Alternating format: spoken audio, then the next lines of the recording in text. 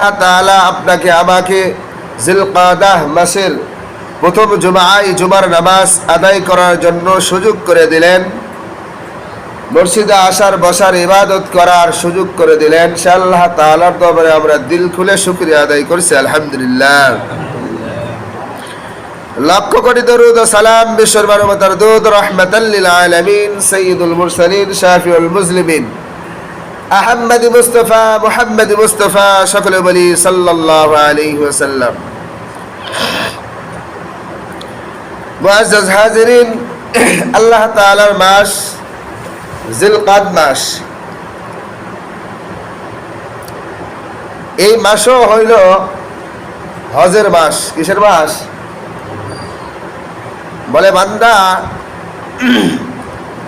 রমজান থেকে হজের প্রস্তুতি গ্রহণ করে, হজ করতে যাবে, এর জন্য কি রমজান থেকে প্রস্তুতি নেয়। এইভাবে শাওয়াল, জিলকাদ, এই জিলকাদ মাসে মানুষ হজের জন্য রওনা দেয়। পুরো পৃথিবী থেকে যেখানে আসে ওখান থেকেই হজের জন্য রওনা দেয় মক্কা মদিনার দিকে। এজন্য এই মাসটা বড় গুরুত্বপূর্ণ মাস। আল্লাহ তাআলার একটা বড় হুকুম, হজ করা। বলে যাদের উপরে হজ ফরজ হয়েছে, জীবনে একবার হজ করা ফরজ। কয়বার হজ করা ফরজ? আপনার জিন্দেগির শেষ পর্যন্ত, শুরু থেকে শেষ পর্যন্ত আপনি কোটি কোটি টাকার মালিক। 60 বছর বাঁচছেন অথবা 80 বছর বাঁচছেন, 100 বছর বাঁচছেন, দুনিয়াতে থাকছেন, হায়াত পাইছেন। বলে এই পুরো জিন্দেগি আপনার কাছে কোটি কোটি টাকা আছে। এই পুরো জিন্দেগির ভিতরে আপনার উপরে কয়বার হজ ফরজ? একবারই হজ ফরজ। তো এই হজ আপনার আমার সবার উপরেই নয়। যাদের হজে যাওয়ার মতো সামর্থ্য আছে, টাকা পয়সা আছে, ধন দৌলত আছে, বলে তাদের উপরেই আল্লাহ তাআলা এই কাজটা ফরজ করে দিয়েছেন। সুবহানাল্লাহ।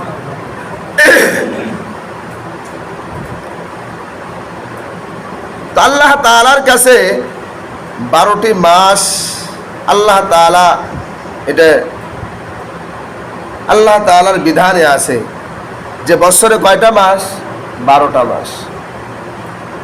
এর ভিতরে আল্লাহ তাআলার কাছে প্রিয় আর সবচাইতে দামি মাস রমজান বাদে 4টা মাস। কয়টা মাস? 4টা মাস আল্লাহ তাআলার কাছে দামি। আল্লাহ তাআলার কিতাবে এই 4টি মাস বড় দামি মাস। সর্বপ্রথম মাস হইল আউয়ালুহা শাহরুল্লাহিল মুহাররম। আরবি মাসের গণনা কোন মাস থেকে শুরু হয়? মুহাররম মাস থেকে। কি মাস? মুহাররম মাস। যেরকম বাংলার বৈশাখ,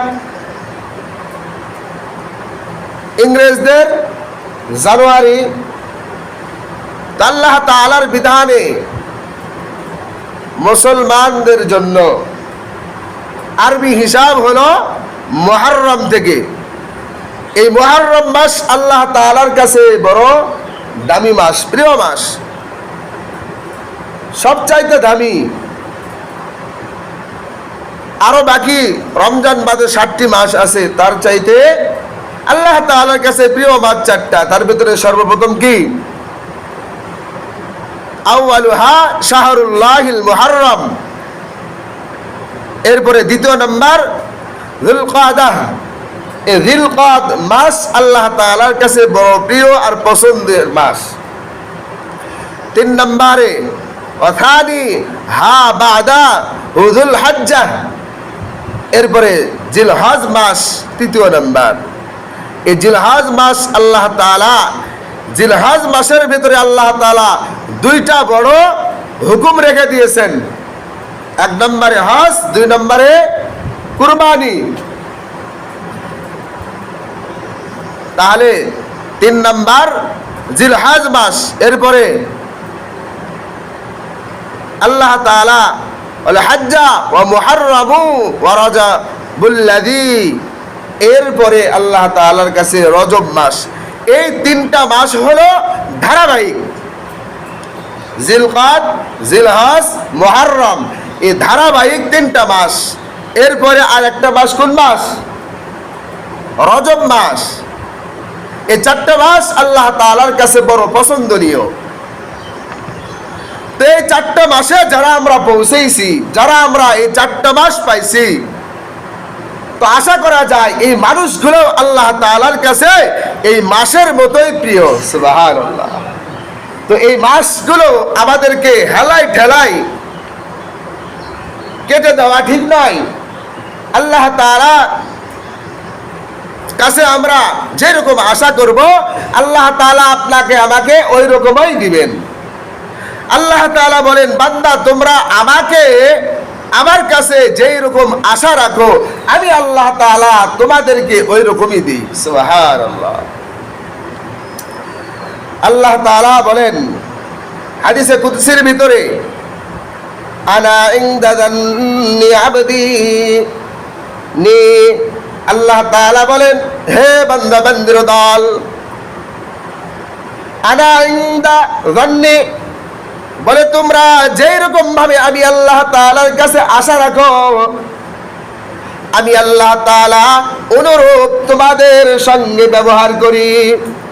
আমি সেই রকম তোমাদের সঙ্গে, বলে যেই রকম তোমরা আমার সঙ্গে, আমি নিজের বন্ধুর সঙ্গে যেই রকম ব্যবহার করব, ওই বন্ধু কিন্তু আপনার আমার সঙ্গে অনুরূপ ভাবে ওই রকম ব্যবহার করবে।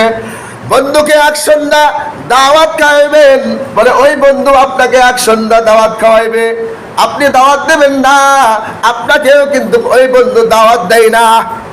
পথে ঘাটে এদিক সেদিক আপনার সঙ্গে ঘোরাফেরা করে, কিন্তু ওই মুহাব্বত আপনার সঙ্গে নাই। কেন? আপনি তাকে খাওয়ান নাই, এজন্য সে আপনাকে খাওয়ায় না। আল্লাহ তাআলা বলেন যে তোমরা যেই রকম আমার সঙ্গে ব্যবহার করবা, আমি আল্লাহ তাআলা তোমাদের সঙ্গেও ওই ব্যবহার আর আচরণ আমি আল্লাহ তাআলা করব। তো এই 4টা মাসের ভিতরে আমরা জিলকাদ মাসে পৌঁছে গেছি। আপনি, আমার টাকা নাই, আমার ওপরে হজ ফরজ হয় নাই। যার কাছে হজে যাওয়ার মতো 7 লক্ষ টাকা আছে, তার উপরে এই হজটা ফরজ হয়েছে। আল্লাহ তাআলার দরবারে কোনো বাহানা চলবে না। আপনার উপরে হজ ফরজ হয়েছে যখন আপনার বয়স 20 বছর, তখন আপনি ধন সম্পদের মালিক হয়েছেন, ওই বছরই আপনার উপরে কি হয়েছে? হজ ফরজ হয়েছে। কিন্তু আপনি এখন চিন্তা করতেছেন এই বয়সে হজে যাব, আর একটু বয়স হয়লে, আর একটু বয়স হোক, 30 হোক, 40 হোক, 50, ওই দিকে যেয়ে যাবনি। কিন্তু আল্লাহ তাআলা বলেন, আল্লাহর হাবিব বলেছেন যে তোমার উপরে যেই বছর হজ ফরজ হইল, ওই বছরই তোমাকে হজে যাইতে হবে। যদি ওই বছর আপনি হজে না যাই, কোন বছর? যেই বছর আপনার উপরে হজ ফরজ হয়েছে।